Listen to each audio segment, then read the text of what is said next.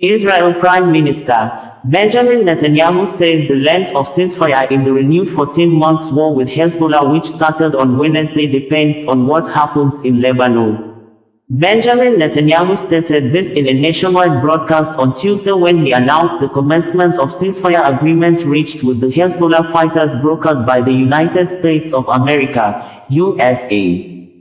On Thursday, displaced people could be seen returning home in Lebanon, but the homes have become debris sites flattened into rubble with series of Israeli air missile strikes which began late September 2024.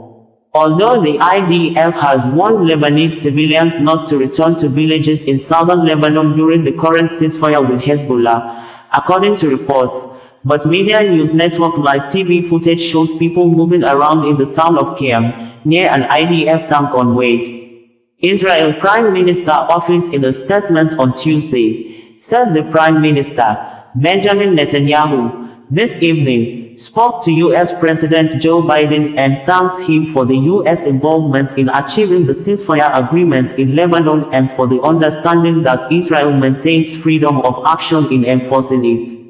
The Security Cabinet, this evening, in a 10-to-1 vote, approved the U.S. proposal for a ceasefire arrangement in Lebanon. Israel appreciates the U.S. contribution to the process and maintains its right to act against any threat to its security. The agreement, mediated by the United States, based on United Nations Security Council Resolution 1701, aims to halt hostilities that have displaced thousands of families in northern Israel since September. Netanyahu, who spoke on Tuesday evening, emphasized that the ceasefire would allow residents to return home while maintaining Israel's ability to act against threats in Lebanon if necessary. He noted that the truce would enable Israel to shift its focus to addressing the broader Iranian threat and intensify pressure on Hamas. The length of the ceasefire depends on what happens in Lebanon. We will enforce the agreement and respond forcefully to any violation. We will continue united until victory, he said in a televised address. He also said that Hezbollah was not the same as it was before the war. We have pushed them decades back, he said. Faced with significant opposition from members of his cabinet, he stressed that the ceasefire would depend on what happens in Lebanon. He added that Israel would maintain full freedom to act in Lebanon, and said a truce would allow Israel to focus on the Iranian threat. Clashes between Israeli forces and Hezbollah have escalated since late September, with heavy fighting resulting in significant destruction in southern Lebanon and central Beirut. The Lebanese Health Ministry estimated and stated that more than 3,700 people have been killed since October 2023, with most casualties occurring in recent months. Lebanese Prime Minister Najib Mikati expressed support for the ceasefire, urging its immediate implementation to halt the ongoing devastation.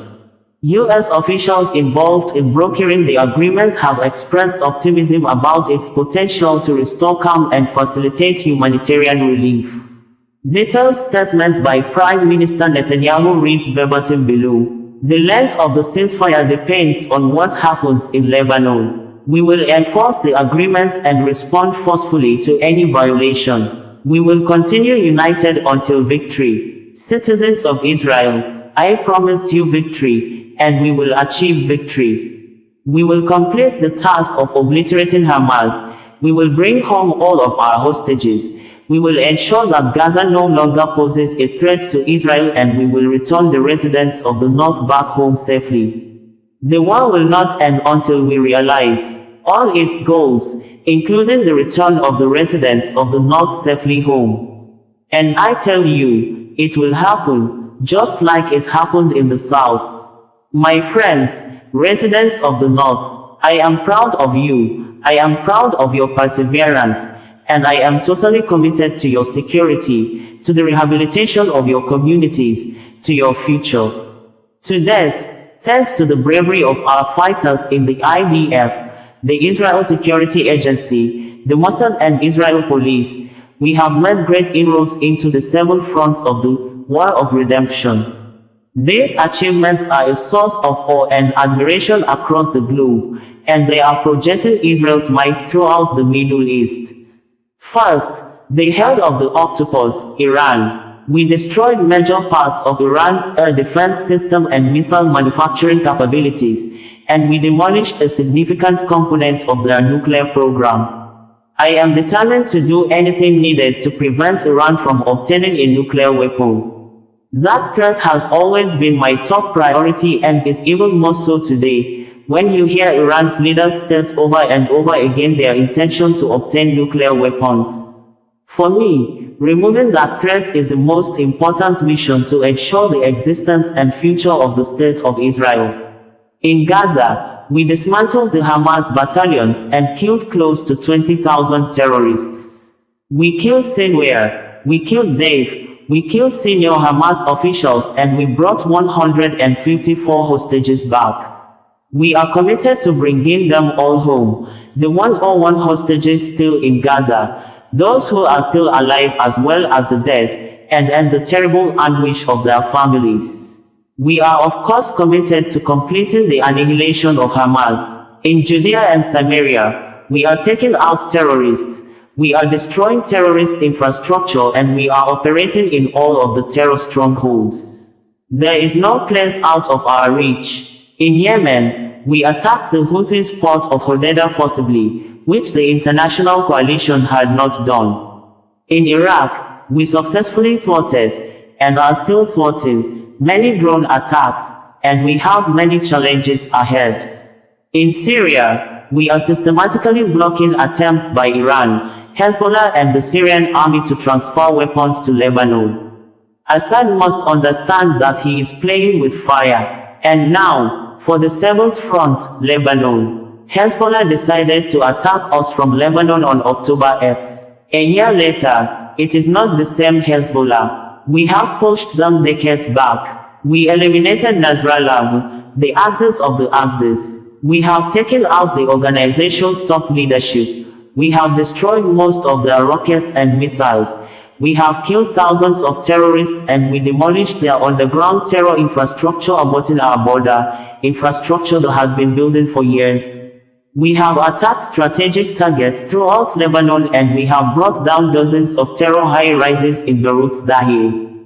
The ground in Beirut is shaking. Citizens of Israel, only 3 months ago, this all would have sounded like science fiction. But it isn't. We did these things. At every moment of managing this campaign, I observe all fronts simultaneously. That is what I did at the beginning of the war when I decided to focus on Gaza and not open a broader front in Lebanon. That is what I did several months ago when the conditions ripened to go north, and then we decided to focus on Hezbollah. That is what I did after the missile attack from Iran, when we meticulously decided on the time and nature of our response. And that is what I am doing today. I observe all the fronts simultaneously and see the broad picture. I am determined to give our courageous soldiers every resource to keep them safe and bring us victory. Therefore, this evening I will bring a ceasefire outline for the Cabinet's approval. The length of the ceasefire depends on what happens in Lebanon. With the United States' full understanding, we maintain full freedom of military action. If Hezbollah violates the agreement and tries to arm itself, we will attack. If it tries to rebuild terrorist infrastructure near the border, we will attack. If it launches a rocket, if it digs a tunnel, if it brings in a truck carrying rockets, we will attack. I hear the claim that if we enter into a ceasefire, we will not be able to attack and will not be able to renew the war. I remind you, that is exactly what they said when we had a ceasefire in Gaza to release the hostages. They said we wouldn't go back to fighting, but we did. They tell me Hezbollah will be quiet for a year or two, grow stronger and then attack us. But Hezbollah will be in violation of the agreement not only if it fires on us. It will be in violation of the agreement if it obtains weapons to fire at us in the future. And we will respond forcefully to any violation. I know there are people who don't believe we will do that. But many also didn't believe we would enter Gaza on the ground, and we did. They didn't believe we would go into Shifa and Khan Yunis, and we did. They didn't believe we would go into Rafah and the Philadelphia corridor, in the face of all the international pressure. Not only did we go in, we attacked, and then some. Many didn't believe that we would attack in Lebanon, and we did that too. We attacked with force and sophistication that surprised the whole world. So after all that, maybe we should start believing. Believe in our determination. Believe in our path, in our commitment to victory. Why should we have a ceasefire now? For three main reasons. The first reason is to focus on the Iranian threat, and I won't expand on that. The second reason is to give our forces a breather and replenish stocks. And I say it openly, it is no secret that there have been big delays in weapons and munitions deliveries. These delays will be resolved soon. We will receive supplies of advanced weaponry that will keep our soldiers safe and give us more strike force to complete our mission. And the third reason for having a ceasefire is to separate the fronts and isolate Hamas. From day 2 of the war, Hamas was counting on Hezbollah to fight by its side. With Hezbollah out of the picture, Hamas is left on its own. We will increase our pressure on Hamas, and that will help us in our sacred mission of releasing our hostages. Citizens of Israel, in the past year, we turned the tables. We were attacked from several fronts and we fought back with might. We are changing the face of the Middle East. We are doing all this thanks to our brave soldiers, thanks to your tenacity, and thanks to the resolute and smart management of the war. I have said many times, a good deal is a deal that is enforced, and we will enforce it. With God's help, Nigeria Inspector General of Police, IGP Kayode Egbetokun, has alleged that the female police officer, Edith Uduma, dismissed after she made public a video of a male sergeant, Uzuobo, who allegedly ravished or sexually molested an underage or minor in police cell at South Ibie Divisional Headquarters in the Etsako West local government area of Edo State, attempted to make money from the video recording by refusing to report the incident to the Divisional Police Officer, DPO Lilian Osemwegie. Instead, demanded 1 million naira ransom from the suspect who ran away after the crime, but the IGP allegation has since been dismissed as incorrect, false and misleading by Edith Uduma, saying it was the DPO who asked her to play along to demand the 1 million naira so that the fleeing police officer can be captured. IGP in a statement on Tuesday claimed that the suspected sergeant, Uzuobo, only made attempt on the minor, but the video showed that something were already and obviously going on before Inspector Edith Uduma invaded the scene of crime to intercept the suspect with a video recording.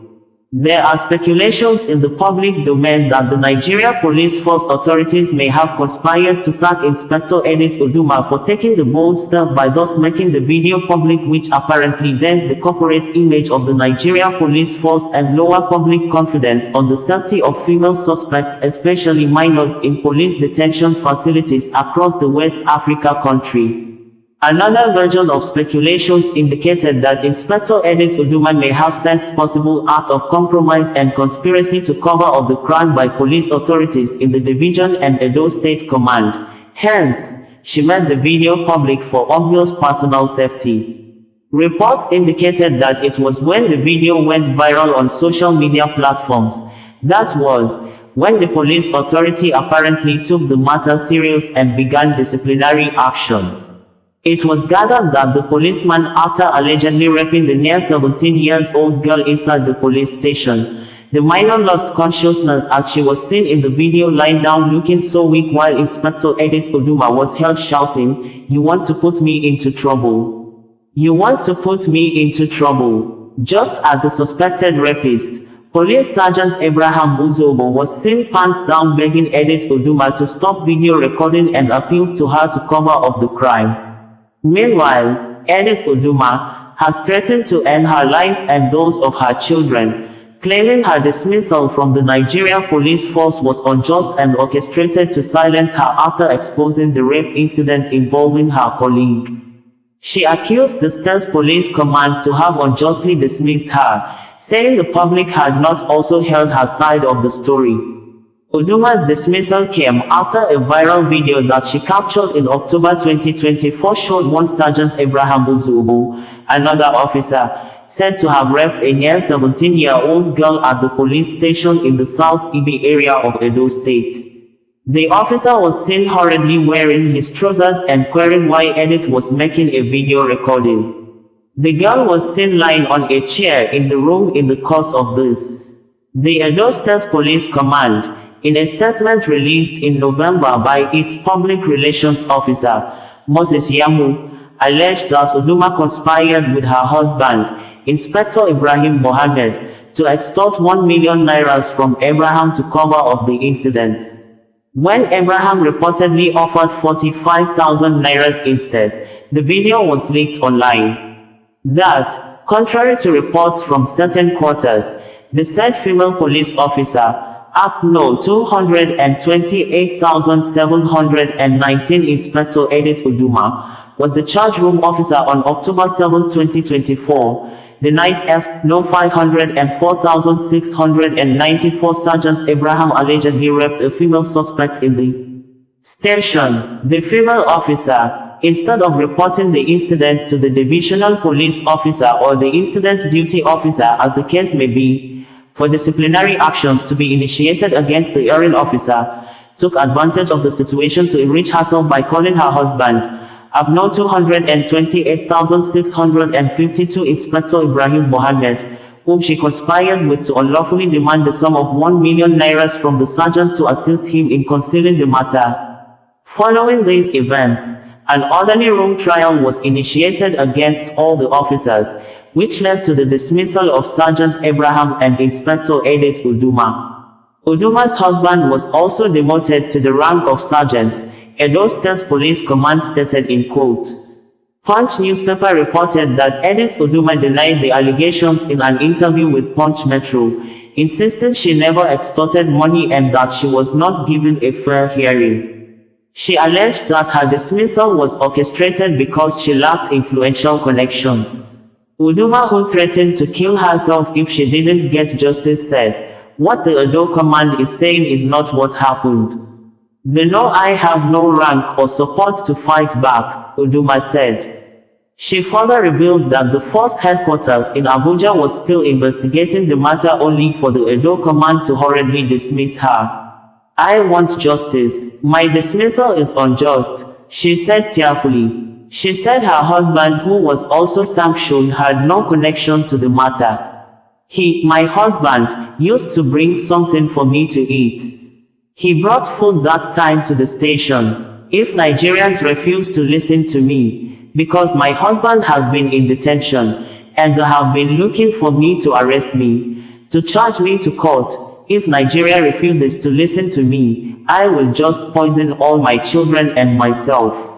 I will die, because I'm just stranded like this, she said, noting she had been in hiding and had not seen her children in a long time due to the incident.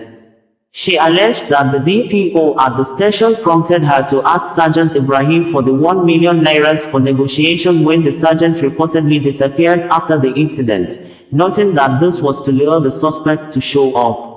According to her, she is surprised how the DPO and other officers allegedly turned the matter against her. If the police force can do this to a police officer, how much more to the innocent and civilians? The spokesperson for the Edo Command, Moses Yamu, has not responded to calls and a text message put across to him on Sunday. Punch Metro gathered that the then Divisional Police Officer of the station at the time the incident occurred, SP Lilian Osemwegie, has now retired. A call was put across to a number said to be Hezbollah. A woman who responded after a question from our respondent said, "Wrong number, wrong number." Punch Metro cannot immediately verify if the former DPO was the one on the call, but a police source insisted it was her number. Punch newspaper report ends in quote.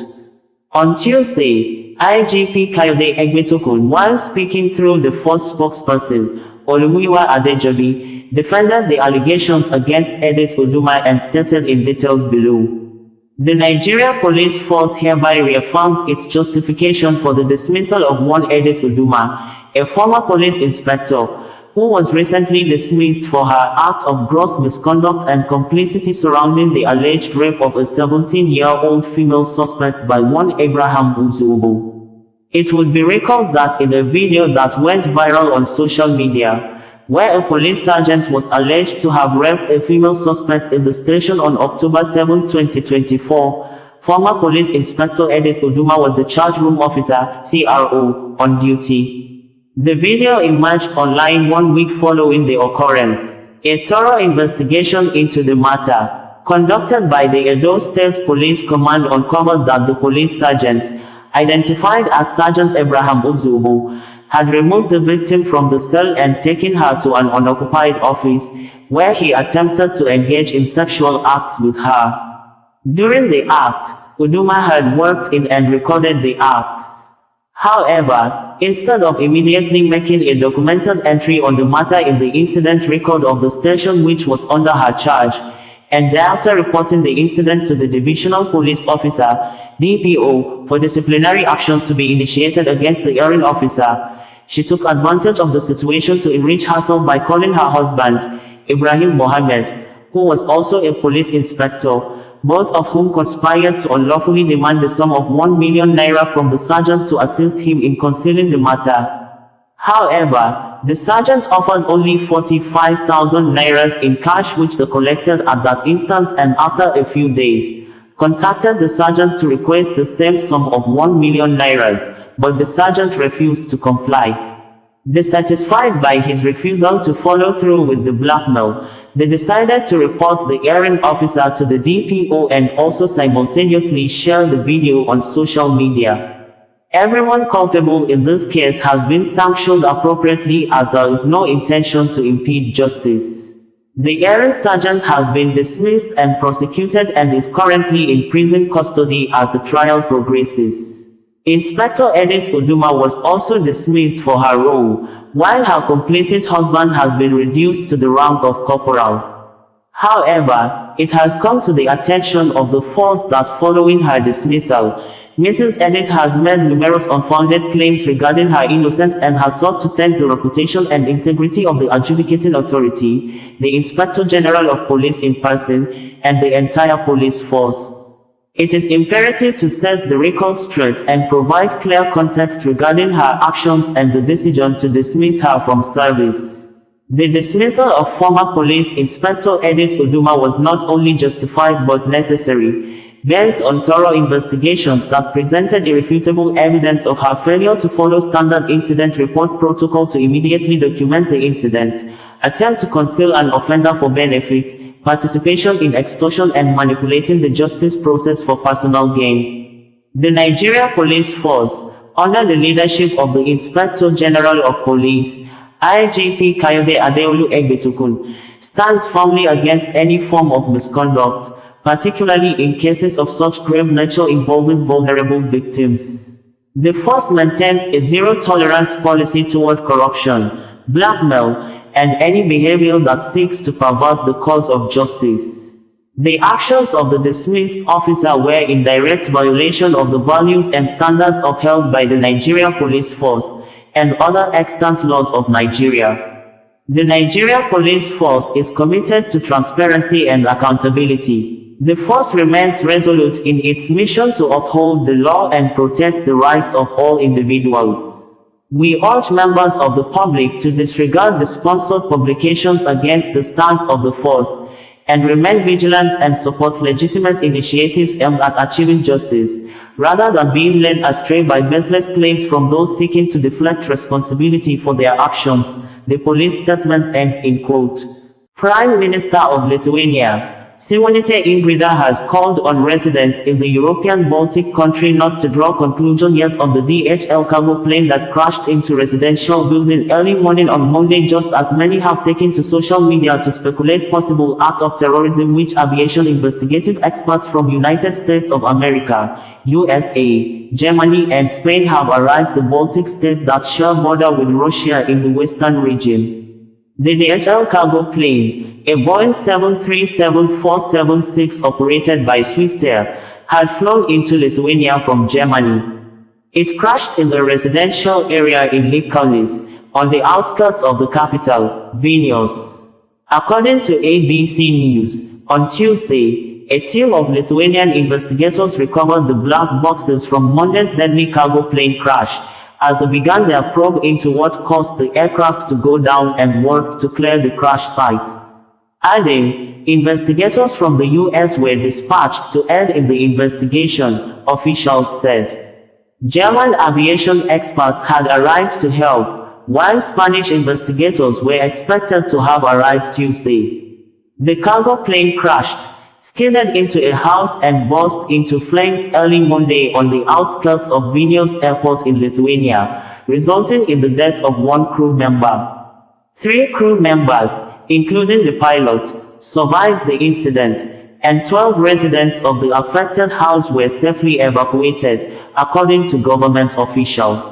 In a press release, the airport confirmed the crash, which it said was reported at 5:30 a.m. local time. Gabrielius Landsbergis, Lithuania's Minister of Foreign Affairs, confirmed on social media site X that one crew member was killed. Gabrielius Landsbergis said, "Tragically, one crew member is dead and others hospitalized after a DHL cargo aircraft crashed on approach to Vilnius Airport. My condolences to the victims' families. The investigation is ongoing and nothing has been ruled out." On Tuesday, Gabrielius Landsbergis tweeted and stated in quote, "Thanks to my dear friend Madhu Sana for another chance to visit Estonia, to strengthen our bonds and our region's security. We agree on the importance of stepping up preparedness to deal with hybrid attacks, and of sticking together in these turbulent times." 3 others aboard the aircraft survived the crash, including the pilot, according to reports. The crash sent debris flying into a nearby house, but no one on the ground was reportedly injured, officials told Reuters. The cargo plane, operated by airline Swiftair on behalf of DHL, had taken off from Leipzig, Germany, and was due to land at Vilnius Airport. Officials were still investigating the cause of the crash and had not yet ruled out that it may be sabotage, according to Reuters and other media reports. "We cannot reject the possibility of terrorism," Lithuanian counterintelligence chief, Darius Jalniskis told reporters, "but at the moment we can't make attributions or point fingers, because we don't have such information." Lithuanian police and prosecutors had opened a pre-trial investigation into the crash, according to Prime Minister Ingrida Simonite, whose office held a meeting late Monday on the government response. Lithuanian police searched the area where a DHL cargo plane crashed near the Vilnius International Airport in Vilnius on November 25, 2024. The government has ordered an investigation under the country's criminal code, which calls for probes into improper maintenance or repair of vehicles or roads, or of equipment thereon, which provides for liability in the event of loss of life, serious injury to persons or very serious damage to property, the Prime Minister's office said. "I urge everyone to have confidence in the investigating authorities' ability to conduct a thorough and professional investigation within an optimal timeframe," Simonite said in a statement. "Only these investigations will uncover the true causes of the incident. Speculation and guesswork will not help establish the truth," Prime Minister Simonite stated on Monday. "We gathered that the investigation will be led by the Ministry of Justice of the Republic of Lithuania Transport Accident and Incident Investigation Division, with aid from the U.S. National Transportation Safety Board," the board said on Monday. Simonite Ingrida's statement reads details below. Early warning started with a major incident. It is natural that in the current geopolitical circumstances, we look at each incident differently than before. However, please refrain from drawing far-reaching conclusions. The pre-trial investigation has been started. The police and the Prosecutor General's office will comment as much as and when they can without damaging the investigation itself. Such is the specifics of the pre-trial inquiry. Another investigation will also be carried out according to the EU regulations specifically applicable to such incidents. All institutions really want to find out the truth as soon as possible and need to trust them. Messages from NKVC about incidents are one of the most difficult moments of the Prime Minister's job. But from the moment of the incident, the authorities were spinning as fast as possible. The hardest part was waiting for the news how many people died and injured there were. Now we know that the people who were on the plane were killed or injured, and on the ground, despite the residential area and intense traffic arteries, only property was affected. Condolences to the relatives of the deceased. I believe our professional medics will help the injured. The residents of Vilnius have been taken care of by the municipality administration since the beginning of the incident. We are keeping in touch. We will definitely help the municipality, taking care of people, cleaning up the territory, eliminating the consequences of this unusual situation. All local and central government institutions are working. Once again, I urge you not to hurry to share any version you see on the way. Investigation institutions will definitely do the job professionally and will answer questions. The spread of disinformation only makes the work easier for the unfriendly, whose goal is to sow confusion in the state.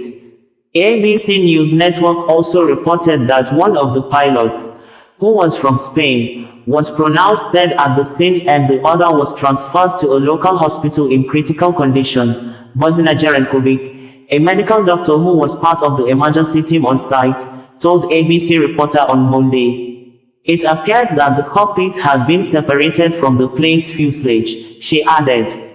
The Lithuanian National Crisis Management Center confirmed to ABC News that the pilot is in critical condition. Bringing you the news in a more digital way.